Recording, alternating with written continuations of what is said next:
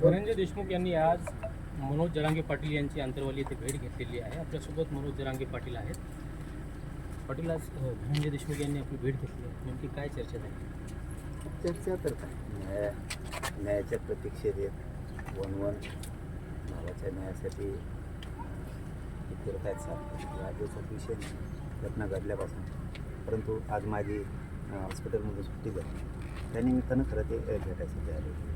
ते दुसरं काय नाही तर घेणारच आहे. कोणाचा बाप आला तरी ते मॅटर आम्ही कोणाला दबवू देत नाही. त्याच्यातलं काही शंकाच नाही. कारण उभं राज्य आणि गोरगरीब सगळेच जाणतात देशमुख कुटुंबाच्या पाठीशी. न्यायापर्यंत कोणी नाही. संतोष देशमुख यांच्या हत्येचं राजकारणासाठी भांडवल केलं जात आहे असा आरोप केला लक्ष्मण हाके.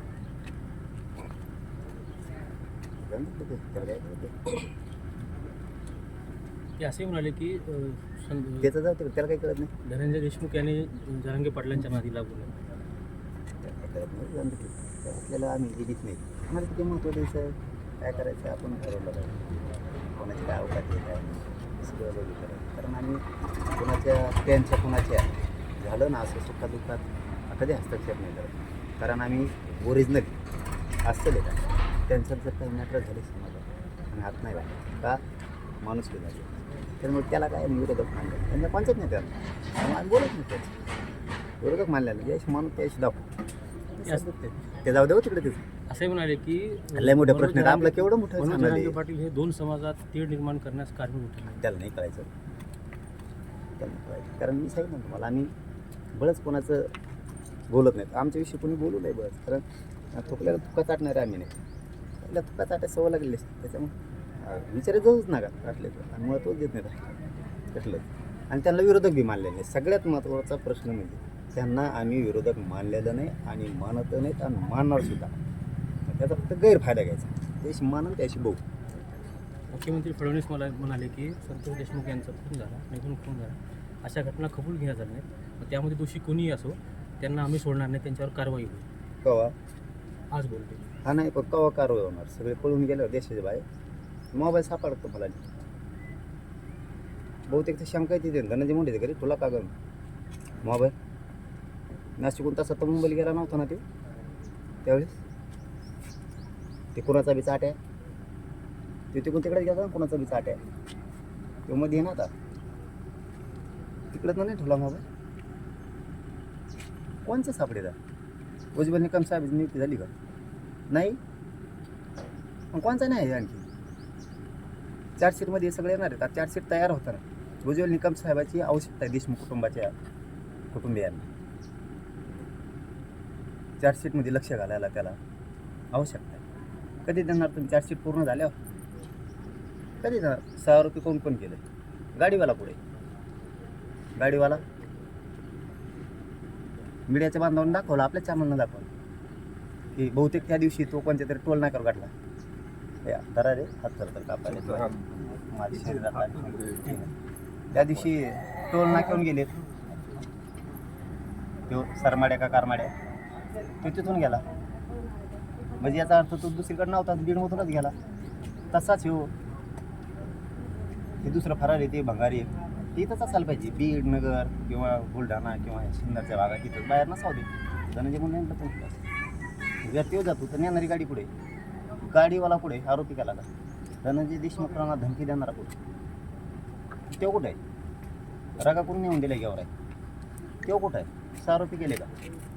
घर देणारे रायाला पैसे देणारे त्यांना 6 रुपये मुख्यमंत्र्यांनी केलं का? नाही ना, नाही केलं. आणखी शिवाजीनगर पोलीस स्टेशनचं PIची चौकशी झाली, त्या डॉक्टरांची चौकशी झाली तर काय आलं आहे त्याच्यात? केली का नाही? आणखी काय दुखत होतं त्याचं? ICU ठेवा त्याला ठेवलं. महादेवगी त्याला का नाही ठेवलं? मग महादेवगी ते ICU ते जेलच्या जेलला तर ICU नसते जणू, जनावरांच्या सलाय नसते जणू तिथं. त्याला का नाही आणलं बाहेर? त्याला का उपचारासाठी आणलं? तो जीव घेणा प्रवास चालू त्याचा. आता त्याने काय केलं? काय करता मुख्यमंत्री साहेब? सगळ्याला कळलं. पण काय कुटुंबाने तुमच्यावर विश्वास टाकलेला देशमुख म्हणून मराठा समाज फक्त गैरफायदा घेऊ नका. भोळं बाबडं देशमुख कुटुंब आहे. भोळ्या महादेवासारखं कोणावर विश्वास टाकतात असं कुटुंब आहे. सज्जन कुटुंब आहे. गावाची सेवा केलेलं आहे. सगळ्या समाजाची सेवा केलेलं कुटुंब आहे. भोळं बाबडं आहे. तुमच्यावर विश्वास ठेवला, फक्त त्याचा गैरफायदा फडणवीस साहेब तुम्ही उचलू नका आणि आरोपी सुटू देऊ नका. कारण तो 302 आलाय का ही शंका आहे मला. तो करमाड्या 302 आलाय का, मोक्यात आलाय का, 120 मध्ये तेव्हा आलाय का, मला शंका आहे आला. आणि जर नाही आला आणि तुमचं जर म्हणणं असं आला, आमचं नाही, तुमचं जर म्हणणं आहे आलाय, त्याच्या हातकडे कसं का नाही. काळी पिशी पुढे गेली, त्याच्या टकुऱ्यात कम घाली.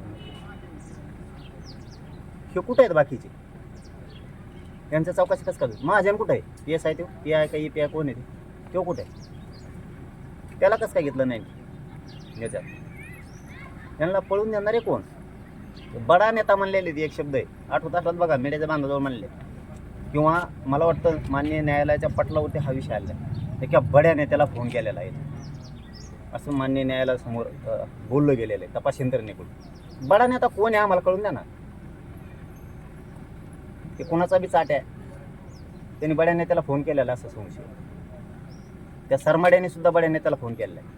मग धनंजय मुंड्यालाच केला का, शंका येते आम्हाला, संशय आहे आम्हाला.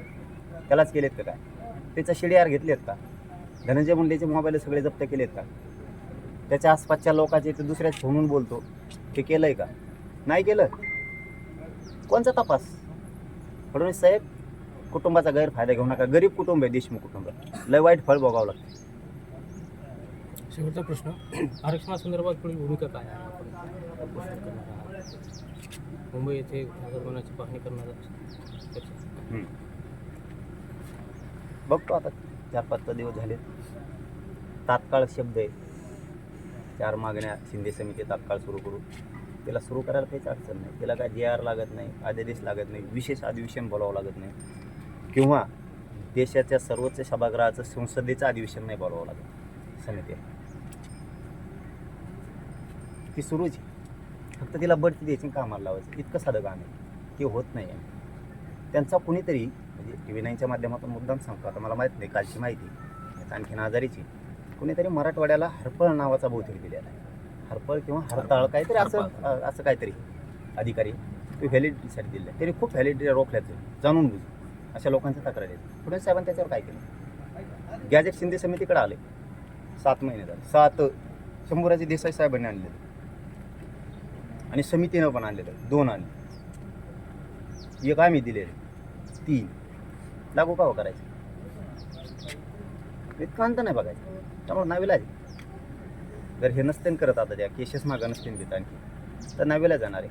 पण फडणवीस साहेबांना मी बार सांगतो, गद्दारी बेमानी मराठीची करू नका. कारण तुम्ही लय हातबल झाले होते. ह्याच मराठ्यांनी तुम्हाला त्या राजगादीवर बसले आहे. मराठ्याशिवाय इथं पान हलू शकत नाही. आणि गोरगरिबाच्या मराठीच्या लेकरांचं जर नरडक घोटायचं तुम्ही जर काम करत असता, तर मला मुंबईला आझाद मैदान, शिवाजी पार्क, केश मैदान, जेवढे मैदान आहे ते बघायला आम्ही जायचं ठरवलं. आम्ही पाणी करायला जाणार आहे. आम्हाला जावं लागणार आहे मुंबईत. पण पहिल्यासारखं होणार नाही फडणवीस साहेब, हे लक्षात ठेवा. मागं येत नसतं आता. तुमचं काय बंद पडन ते मला नाही माहीत. तुमचं काय बंद पडन मला माहीत नाही. मागं हटत नसते आणि येत बी नसते. आणि आगाची परीक्षा, या जाळाची, या ज्वालामुखीची मराठ्यांची परीक्षा डबल घेऊन आला. एकदा घेतलेली वाशीत आलतो आम्ही, डबल घेऊन आला. कॅमेरामॅन आप्पासाहेब मोहोळ.